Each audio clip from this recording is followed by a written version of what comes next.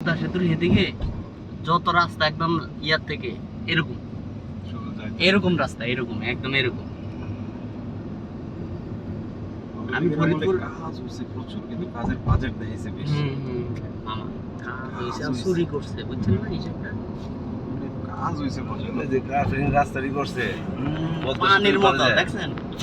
আমরা তো দিছি 6-7 আমার এই পদ্মা সেতু চালু হওয়ার আগে থেকে আমার একটা কাম এই জায়গায়, হ্যাঁ মনে করেন ওই ওই শিমুল সাহেব একটা বাড়ি বানাইছে, ডুপ্লেক্স একটা বাড়ি বানাইছে, আবার সুইমিং পুল ওই বানাইছে। জায়গায় তো মনে করেন এই 1 বছর আসা তো ফরিদপুর ওই জায়গায় বানাইছে।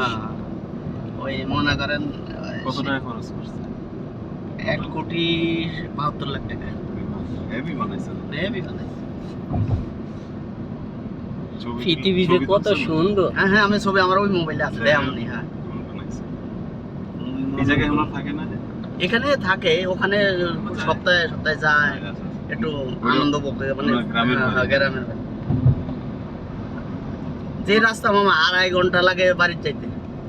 আর কি পদ্মা পার হয়ে পারে গেলে ভাঙে গেলে হ্যাঁ। নিশ্চয় যদি যে এটা বানাই হ্যাঁ, দেখছেন? ওখানে আপনার পুরো ছাইরা দিলে মামা আপনি চিনবেন না কোন রাস্তা কোন যাবেন। রাস্তা?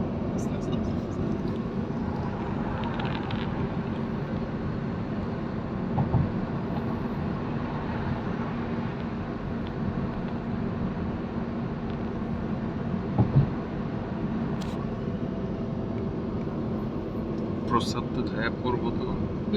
নিচে তুলে যায় না না তো? না না, মানে তো ভিডিও তো ফুটে গেছে।